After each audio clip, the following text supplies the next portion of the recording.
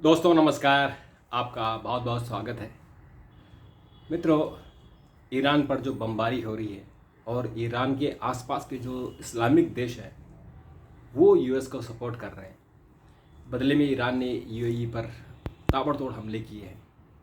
इन सब वजहों से पूरी मानवता कहरा रही है।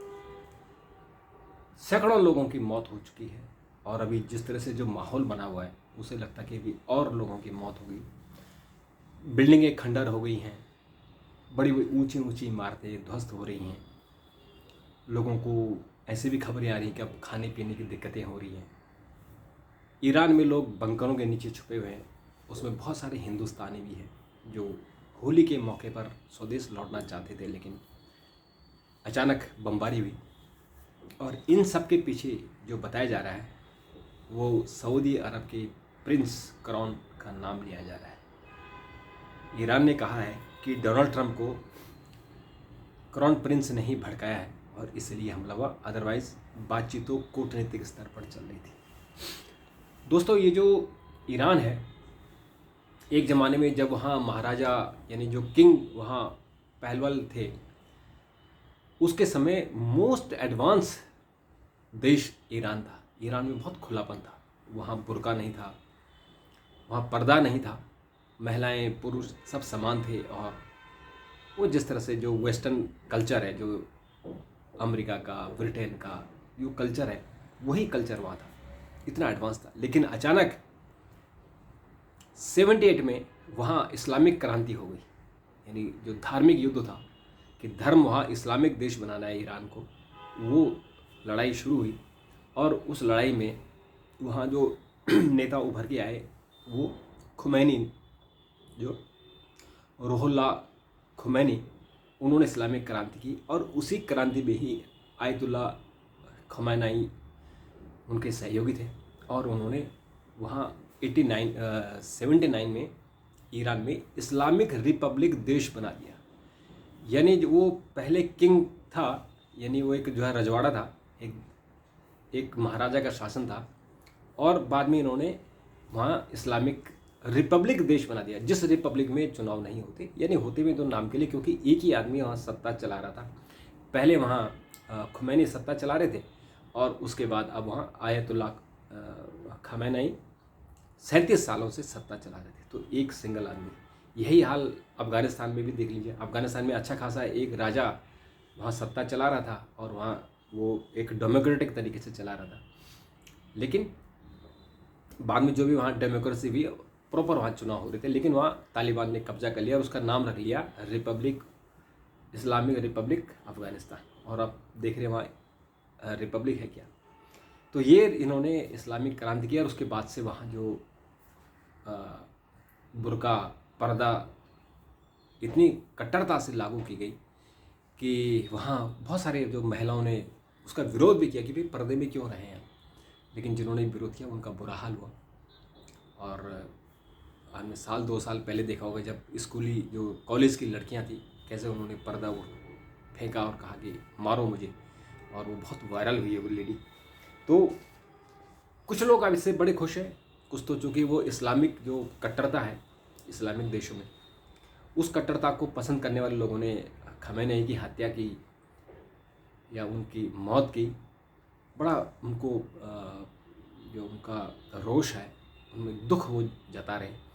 लेकिन बहुत सारे ऐसे भी हैं कि जो इस बात से लेकर खुश हैं कि एक कट्टरता ख़त्म हुई है और अब वहाँ फिर वापस जो एक ओपननेस है। क्योंकि आपने वीडियो देखे होंगे, बहुत सारी महिलाएं अपने बुर्का फेंक रही हैं और कह रही हैं कि हमें अब अच्छा वाकई एक तो ये बुर्का पहनाने वाले लोग थे वो चले गए। अब उसमें मित्रों जो इंटरेस्टिंग बात आ रही, जो ईरान ने ही कहा है, ईरान ने कहा है कि जो ये युद्ध हुआ है, इस युद्ध के पीछे एक आदमी है और वो आदमी है सऊदी अरब का प्रिंस, क्राउन प्रिंस। तो ये जो सऊदी के प्रिंस हैं, क्राउन प्रिंस मोहम्मद बिन सलमान, इन्होंने ट्रंप को कई बार फ़ोन किया और ये बार बार उकसाते रहे कि ट्रंप वहाँ हमला करे। तो ईरान में जो ईरान का प्रभुत्व बढ़ता जा रहा है, ईरान अपनी परमाणु शक्ति के तौर पर तैयार हो रहा है, उसको कैसे मारा जाए। तो इजराइल पर, अमेरिका पर पूरी तरह से दबाव बनाए हुए थे और इस प्रेशर में ट्रंप ने हम लोगों को हरी झंडी दे दी। हालांकि जो यूएस कांग्रेस है, यानी जो यूएस की संसद है, उन्होंने कहा है कि कांग्रेस से परमिशन नहीं लिए, ट्रंप ने अपने से ये डिसीजन लिया है। तो वहाँ भी अब हो सकता है ट्रंप के खिलाफ भी मुकदमा चले, क्योंकि ट्रंप ने ये कहा है कि 3 तो उनके सैनिक मारे गए हैं और ये कैजुअलिटी बढ़ सकती है। ये ट्रंप ने अपने एक बयान में कहा है। और ये जो अमेरिकी खुफिया एजेंसी है वो भी कह रही है कि ईरान से कोई खतरा नहीं था, ये जबरन का खतरा बनाया हुआ था, जबरन का वो था। बेसिकली इजराइल को ऐसा लगता था कि अगर ईरान मजबूत हुआ तो सारे जो आसपास के इस्लामिक देश हैं वो इजराइल पर हमला करेंगे और इजराइल का जो अस्तित्व खत्म हो जाएगा। लेकिन जबकि आपको पता ही है कि इस्लाम में शिया और सुन्नी, इन दोनों के बीच में कितना झगड़ा है। जो ये आयतुल्ला खमेनी है, ये शिया नेता हैं थे, और इनके आसपास के जितने 7 जो देश है वो सुन्नी बाहुल देश है, और इसलिए वो अमेरिका को सपोर्ट कर रहे हैं। यानी अमेरिका इन 7 देशों में अपनी सेनाओं को रख कर तेहरान पर और जो ईरान के 24 शहर हैं उन पर हमला कर रहा है। तो कल एक इंटरेस्टिंग वीडियो आया था कि एक आदमी, जब सारे इस्लाम में सब लोग मर जाते हैं तो एक जो आखिरी मुस्लिम बचा हुआ है वो आपस में ही लड़ रहा है। यानी एक पाँव पे उसने तलवार पकड़ी हुई है, एक हाथ में तलवार, तो आपस में वो पाँव और हाथ उसके तलवार से लड़ रहे हैं।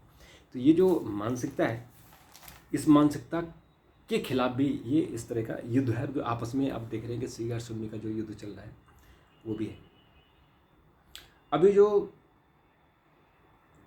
अभी एक और युद्ध शुरू हो गया, जो लेबनान में जो हिजबुल्लाह है उसने भी इजराइल की तरफ उसने अटैक किया है। तो अब इजराइल ने लेबनान पर भी वो आसमानी हमला किया है। और इसके अलावा जो ये रणनीति कैसे बनी, थोड़ा इसको समझते हैं कि हमला डिकैपिटेशन स्ट्राइक के रूप में प्लान किया गया, जिसका उद्देश्य ईरान के शीर्ष नेता को ख़त्म करना था। समय भी तय किया गया कि सुबह 28 फरवरी को तेहरान के केंद्र में स्थित खमेनी के सुरक्षित परिसर पर किया गया। अमेरिकी राष्ट्रपति ने पुष्टि की कि यह महीनों से चल रहा संयुक्त परिचालन योजना का हिस्सा था।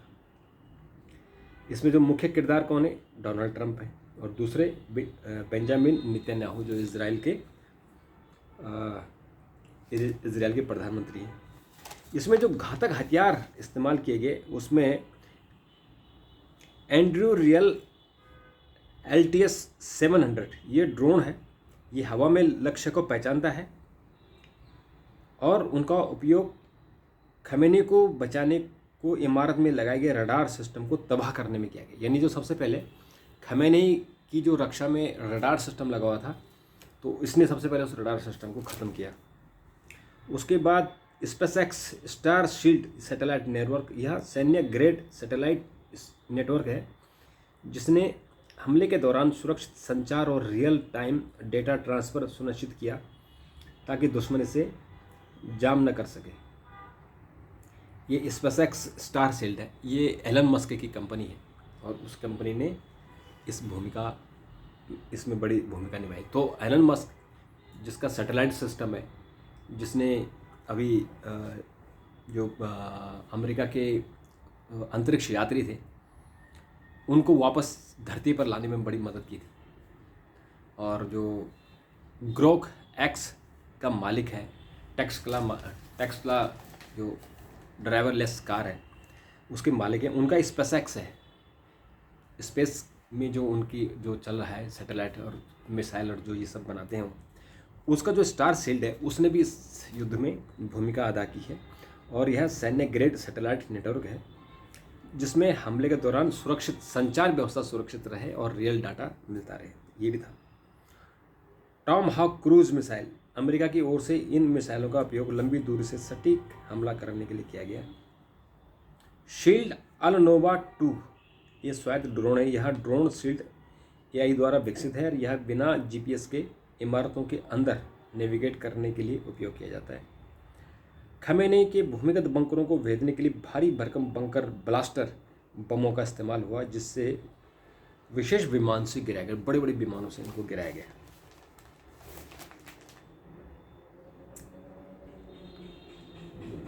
एक लेवेंडर और द गॉस्पेल इजराइल के इन एआई सिस्टम उपयोग लक्ष्यों को सटीक रूप से निशाना बनाने में इसका उपयोग किया गया। 30 बमों की बौछार। खैमानी के भूमिगत बंकर को निशाना बनाने के लिए परिसर पर लगभग 30 शक्तिशाली बम गिराए। एआई और ड्रोन एंडुरिल और शील्ड एआई द्वारा विकसित सॉफ्टवेयर डिफाइंड ड्रोन का इस्तेमाल हुआ और ये ड्रोन रडार के अनुसार अपना निशाना बदलने में सक्षम है। स्पेसएक्स स्टारसीड इसकी भूमिका रही। ये जो इस्लामिक क्रांति के जो चेहरा बने हैं आयतुल्लाह खामेनी, ये जैसे मैंने बताया कि जो 78 में खुमैनी के नेतृत्व में इस्लामिक क्रांति हुई थी, उसमें ये नेता रहे और 81 से 89 तक ये राष्ट्रपति रहे। और 89 में जब रुहुल्लाह खुमैनी की मौत हो गई तो उसके बाद ये फिर सर्वोच्च नेता बने। सर्वोच्च लीडर जो हाँ होता है वो सर्वोच्च लीडर वो राष्ट्रपति से भी ऊंचा होता है और उसकी पावर असीम होती है। उसके पास लॉ ऑर्डर विदेश और सेना का वो मुखिया होता है, तो उसके आदेश सर्वोच्च होते हैं। तो वो 88 जो लोग हैं मौलवी हैं, 28 मौलवी जिनका चुनाव होता है 8 साल में एक बार, वो मौलवी तय करते हैं कि सर्वोच्च नेता कौन होगा। तो जब ये खामेनी को सर्वोच्च नेता बनाया गया तो ये एलिजिबल नहीं थे, तो उनके संविधान में संशोधन करके इनको पद दिया गया और इन्होंने सत्ता पर इनकी पकड़ रही। पश्चिमी देशों का इन्होंने लगातार उसका विरोध किया और बेसिकली विरोध भी इसके कारण किया कि ये खुलापन नहीं चाहते थे, महिलाओं को बुर्के में बंद रखना चाहते थे, वहाँ से इनका विरोध शुरू हुआ। सितंबर 2024 में खामेनी ने भारत गजा म्यांमार में मुसलमानों के उत्पीड़न की बात कहकर विवाद खड़ा कर दिया था। 2000 के दशक में परमाणु हथियारों के विकास और परीक्षण की गुप्त योजना शुरू की। 2009 में विवादास्पद राष्ट्रपति चुनाव में व्यापक हिंसा और प्रदर्शन हुए जिसमें बेरहमी से दबा दिए गए। 2015 में अमेरिका के राष्ट्रपति डोनाल्ड ट्रंप के साथ विवाद की बात सुर्खियों में आ गई। 2020 में ईरान ने घोषणा की कि वह समझौता द्वारा निर्धारित किसी भी सीमा का पालन नहीं करेगा। 2022 में ईरान में हिजाब विरोधी आंदोलन के खिलाफ भी आवाज़ उठाई और उन्होंने कहा कि खुदा के खिलाफ है। ये उन्होंने वो जो हिजाब विरोधी आंदोलन था उसको भी कुचल दिया। 2024 में इजराइल पर 200 से ज़्यादा मिसाइल हमले किए जिससे खामेनी ने सार्वजनिक सेवा बताया। और 2025 में ईरान में 900 लोगों को फांसी दी गई। खामेनी पर मौत बांटने का आरोप लगा। 900 लोगों को फांसी दी इन्होंने। बहुत कट्टर जो इस्लामिक कट्टरता है वो इनके अंदर थी, इसलिए ये धार्मिक रास्ते से पॉलिटिक्स में आए। और 95 अरब डॉलर से ज़्यादा संपत्ति पर उनका अधिकार था जिसकी निगरानी ईरानी संसद नहीं करती थी। इन्हें 95 अरब डॉलर का इनका अपना पर्सनल प्रॉपर्टी। 1 मार्च को सुबह पूरी दुनिया में खबर फैल गई कि खामेनी की मौत हो गई। तो ये खामेनी जो एक छत्र राज कर रहे थे ईरान में और पूरी दुनिया में उनका डंका बोल रहा था। भारत ने भी खामेनी के मौत पर दुख नहीं जताया, ईरान पर हमले की निंदा नहीं की। यूएई पर जो ईरान ने हमला किया उसकी निंदा की। कल प्रधानमंत्री के घर पर CCS की बैठक हुई और उसमें यूएई के राष्ट्रपति से फ़ोन पर बात हुई और उन्होंने इसका दुख जताया, कहा कि हम यूएई के साथ हैं। तो खामेनी के साथ नहीं है, ईरान के साथ नहीं है। और वैसे भारत ऐसा स्टैंड लेता नहीं है, लेकिन फिर भी भारत ने एक तरफा स्टैंड लिया। तो इसके पीछे कोई कूटनीतिक बात होगी। कूटनीतिक बात ये भी होगी कि अमेरिका के कहने पर हमने ईरान से तेल लेना बंद कर दिया था, कम कर दिया था। और यूएई में भारत के बहुत सारे लोग हैं, अरब में, सऊदी अरबिया में भारत के लोग बहुत बड़ी संख्या में और नौकरी भी करते हैं, काम भी करते हैं, उनका कारोबार भी चलता है। और जो भारत से टैक्स बचाने के लिए एक सेव हेवन भी है वहाँ, तो उस हेवन में बहुत सारे लोग वहाँ छुपे हुए हैं। तो इसलिए हो सकता है कि भारत सरकार उनका समर्थन करे। लेकिन ये एक मानव के लिए त्रासदी है। और क्लाइमेट चेंज की हम बात करते हैं, एक तरफ हम छोटे छोटे काम करते हैं कि अब गैस से, बिजली से, तेल से गाड़ी में चलाओ, फिर कोयला से बिजली में, तो और दूसरी तरफ हम इतने बड़े बड़े बम फेंक रहे हैं। इन बमों से कितना क्लाइमेट चेंज हुआ, इस पर भी ध्यान देने की ज़रूरत है। मित्रों अभी के लिए उतना। अगर आपके पास कोई और सुझाव हो तो उसका जवाब दीजिएगा, मुझे सुझाव दीजिएगा, कमेंट कीजिएगा, मैं जवाब देने की कोशिश करूँगा। अभी के लिए इतना, फिर मुलाकात करेंगे। नमस्कार।